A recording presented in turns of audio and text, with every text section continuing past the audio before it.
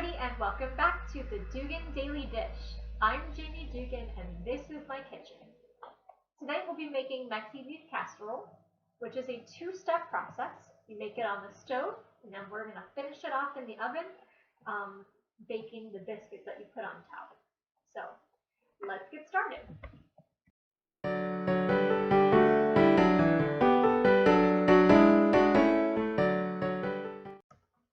Okay, so the first thing you want to do is you want to heat your oven to 375 degrees. And make sure when you think about making this that you're using a skillet that you can put in the oven. True story, funny story at that. The first time I made something similar to this, doing something on the stove and then plopping in the oven, I was kind of broiling, and I had to readjust where my grates were in the oven, because I ended up, and you can actually, I don't know if you can tell on here or not, but see, I burned the actual handle because it got too hot. It was too hot next to the broiler, so you want to be careful with that. So you want to make sure that you use a pan that you can actually put in the oven. This was oven safe, and broiler safe too. It's just not good to have right next to the hot broiler. It will burn this. So hopefully Santa Claus will be bringing me a new skillet, because this is my favorite skillet. It's Rachel Ray, and I love her stuff, but I've used it so many times that the inside is starting to get really scratched up. So hoping that Santa brings that along too. So anyway, let's get started with the meal. The first thing you're going to do is you're going to take a pound of ground beef and about 1/4 cup of, you can use regular onions or green onions. I like the look of the green onions. Usually I save a couple just to put on top, as make it look pretty when you're done. You don't have to do that. And I think tonight we'll just throw it all in. So, and I've used more than 1/4 cup of green onions. I like green onions, and this gives a lot of flavor to this meal, so I go ahead and add a little bit more.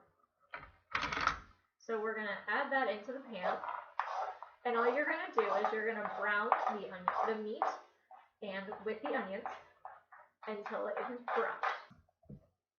Okay, so we have browned the meat and the onions together. So next what we're going to do is we're going to add a package of taco seasoning mix. You're supposed to use 2 tablespoons out of the 1 ounce package. However, I really love the flavor of the taco seasoning.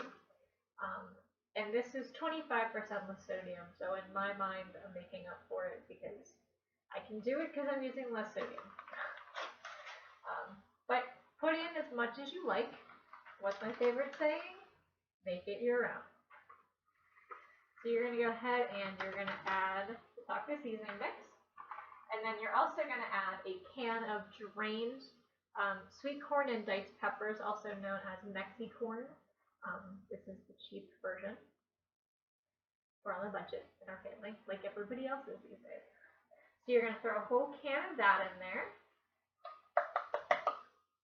And then you're going to throw in 2 cans of tomato sauce, 8 ounces each. And that'll be the tomato base. Delicious sauce. And then we're just going to heat this up just to incorporate all of the flavors.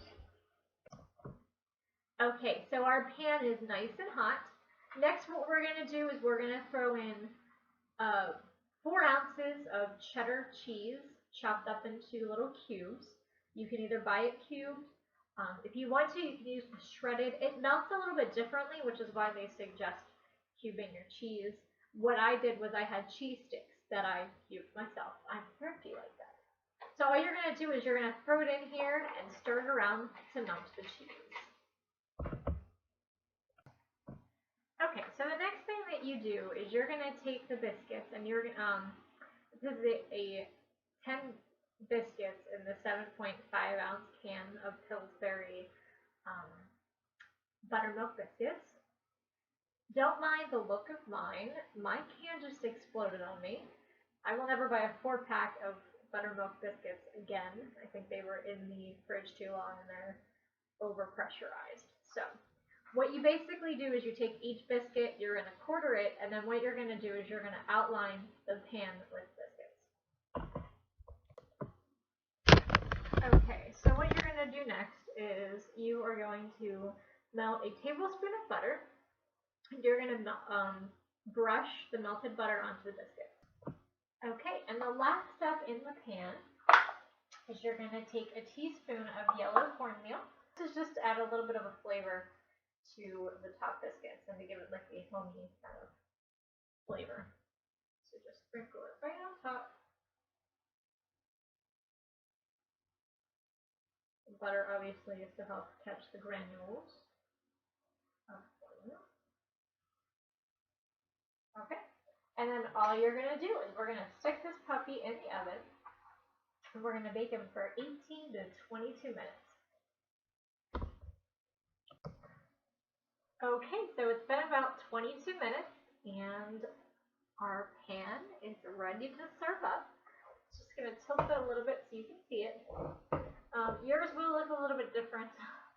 I think the yeast was starting to help things expand, and they didn't rise as well as they have before.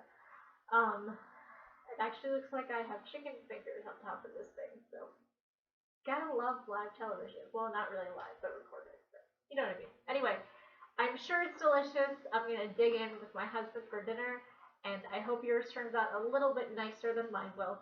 I'm sure it'll turn out delicious though, so I'll see you back here next time. Thanks for watching.